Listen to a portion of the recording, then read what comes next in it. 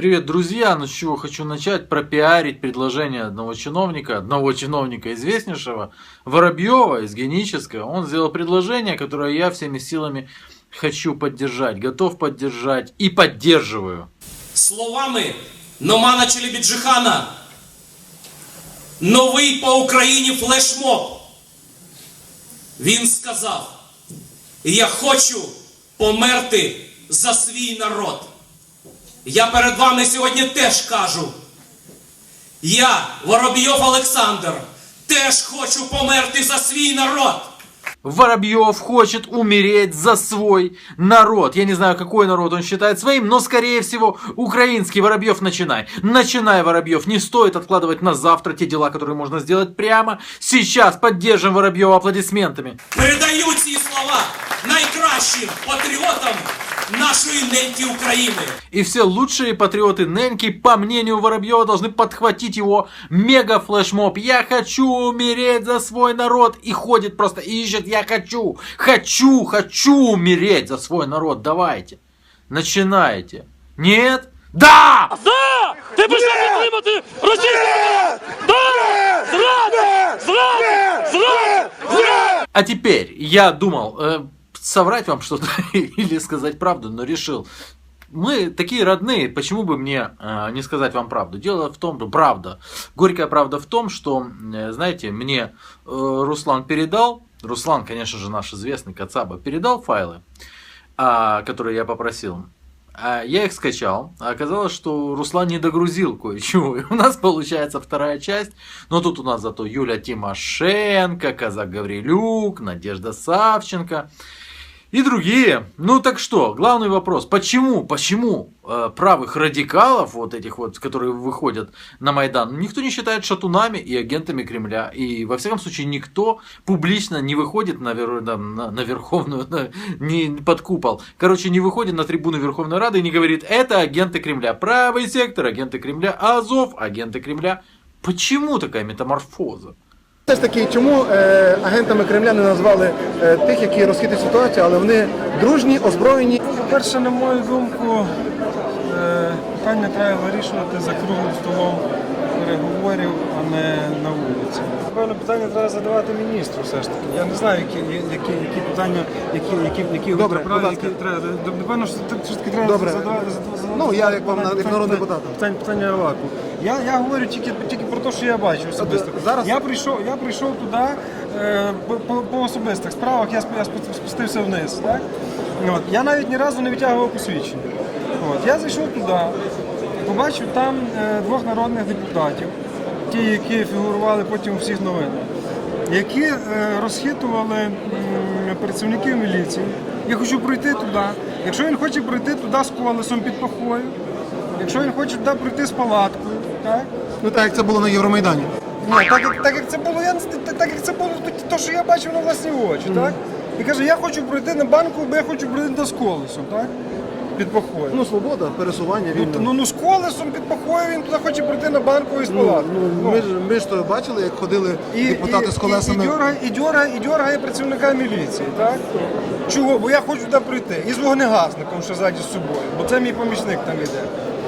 А тут попри нього йде мама загиблого бійця АТО на інституті. Ну, я вважаю, що це трошечки воно якось не клеїться. Чоловік з червоно-чорним прапором, з такою яскравою російською мовою, і каже: ми сьогодні ночуємо здесь, тому що ми проти торговлі. Та російська мова в нього така яскрава, така прокремлівська. В нього червоно-чорний прапор. Я з Франківська, я не чув, щоб у нас мітинги під червоно-чорним прапором відбувалися на російській мові. Погоджуюся. Так чи ні? Погоджуюся. А потім ми скликаємо Майдан під прапорами свободи, бо ми проти торгівлі. Ну щось воно трохи не ліпиться нам, правда? Зібралися потім під бусом, там, де роздають за Маріїнським парком, роздають по пару копійок. Як то все робиться, ми знаємо. Добре, може... Ви в своїх питаннях зразу даєте відповіді. Ні, ви давайте тоді свою точку зору. Тому моя позиція полягає в тому, що і позиція політичної партії «Воля», яку представляю в парламенті, полягає в тому, що за 3 роки після Революції Гідності президент який мав бути гарантом змін, мав бути гарантом жити по-новому, став реально гарантом олігархічного зговору, змови, яку 3 роки підряд підтримує. Ну, взагалі, як ви ставитесь до того, що взагалі будь-хто, хто хоче зміни влади або покращення влади і критикує її, називають прокремлівськими, за деякими винятками? Що ви запитуєте зараз? Про ультраправих, про кремлівські? Ваші дивіться питання? таке. Питання Повторіть, таке. будь ласка. Чому не говорять про Я цього кремлівський не- Азов? Для мене не зрозуміло це питання, чесно. Ну що означає? Добре, тоді на перепрошую. поминальні дні замість поминати займалися галімим піаром. Ну, у мене політичним піаром. Ці вогнегасники, колеса. Я ще раз спитайте в тих, хто називає всіх, хто розхитує ситуацію, про кремлівське. Мені здається, що це неправильно. Є ситуація, можна називати розхитуванням все, що завгодно. Навіть ваше розслідування теж можна називати розхитуванням. Тому тут треба підходити виважено і дивитись на те, чим людина мотивується і що вона робить.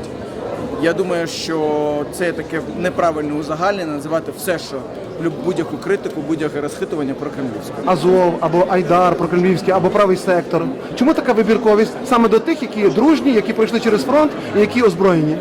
Друзі мої, хочу вам сказати одно. Приклад з Майдану. От возьмемо. Хто був неугодний Майдану, зразу на нього кричали «Тітушка!» І люди, не розбираючи, тітушка він чи не тітушка. Їм найголовніше, вони почули крик і на них показали пальцем. Зразу починали нападати, починали ту людину бити. Так що в даний момент один дурень крикнув, толпа підхопила, так що перед тим, як приймати будь-яке рішення, треба його проаналізувати. Тобто ви противник того, щоб огульно називати всіх, хто проти влади, щоб вони розхитують ситуацію? Я противник того, що не розібрався в ситуації, починають називати людей тітушками. Так що, мабуть, всіх благ, будьте здоровенькі. Дякую. Тут шини, вогнегасники і тому подібне, грубо кажучи, на поминальні дні піарилися в політичному сенсі. Чомусь їх ніхто не називає, скажімо, прокремлівський Азов, прокремлівський Айдар, прокремлівський правий сектор. Як ви думаєте, чому така вибірковість? Ну, по-перше, я не буду стверджувати, як ви, що це там рука Авакова і так далі, так? Тому що в мене немає підстав сьогодні про це говорити. Дійсно, ви праві в тому, що ситуація 3-ї річниці Майдану була використана для того, щоб спровокувати антинаціоналістичний, скажімо так, рух в Україні, тому що їхня позиція, націоналістична позиція, вона не сприймалася сьогодні позитивно в суспільстві.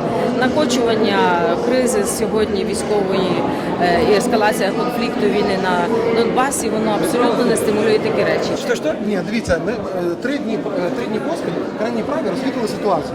Ви знаєте, замість поминальних днів вони просто займалися галімим піаром. Вибірковість з чиєї сторони? Ну, скажімо, навіть того самого... Що вчора лунало? Вчора лунало, ніхто ж нічого не розхитував. Вчора лунала критика влади і також сказали хлопці, які стояли на трибуні, що будуть контролювати владу. Якщо будуть контролювати владу, це дуже гарно, тому що влада без контролю, вона займається корупцією і крадіжками. І тому я не бачу, що вони вчора щось розхитували. Були дуже мирні акції, я не бачив нічого. Ну, ще коли я був в парламенті, да, була одна шашка, потім я зрозумів, що хтось перезвонив і більше ніяких шашок не було. Ну, але як ви тоді ставитеся, що Конституція забороняє партійні батальйони, тобто існування партії в армії і, скажімо, воєнізовані партійні формування, як зараз, скажімо, це є правий сектор чи Азов?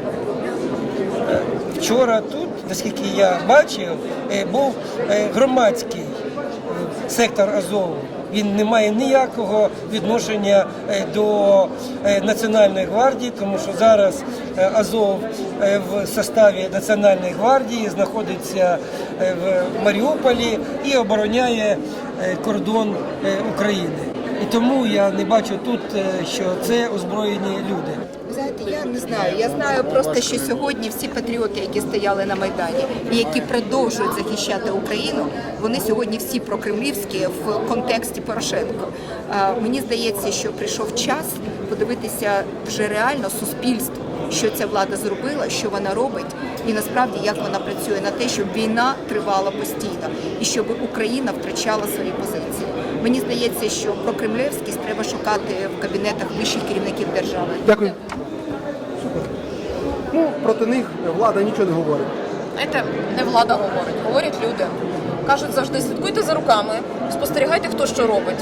Ви самі даєте відповідь.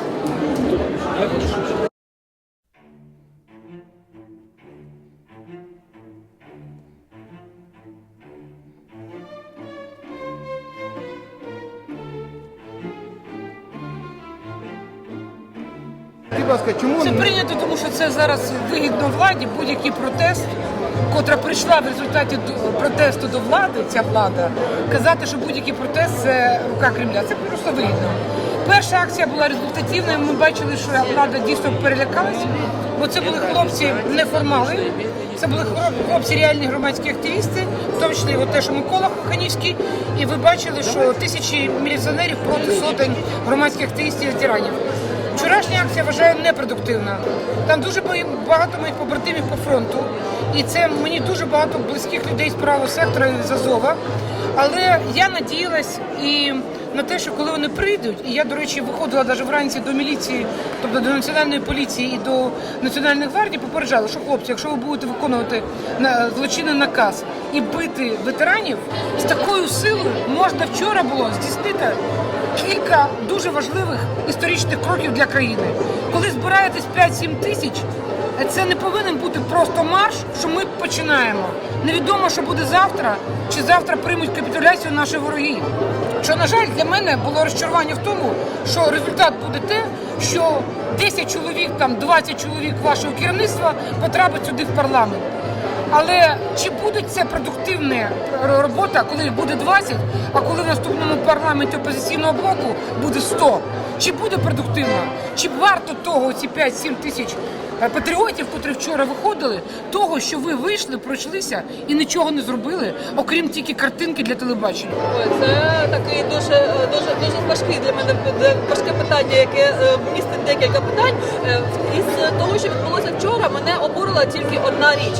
Народний депутат Андрій Білецький, який за 2016 рік жодного разу не з'явився в Верховній Раді, це офіційні дані письмової реєстрації, прийшов сюди в Верховну Раду розповідати народним депутатам, які ходять на роботу, як вони мають працювати. Оце насправді дійсна ганьба. Тому що в мене нема жодного пропуску. І мені мій колега, який не приходить в Верховну Раду, говорить, що Рада працює неправильно. Прийди і зроби сам. Ви знаєте, я нікого не вважаю агентами Кремля, тому що я не знаю, чи вони агенти Кремля, чи не агенти. Бо щоб це знати, треба спілкуватися з Кремлем. Тому я не знаю, чи вони агенти Кремля, чи не агенти. Хто би що не робив на площі перед Верховною Радою, якщо вони проти влади, вони зразу агенти Кремля. Ну я не розумію, чого так.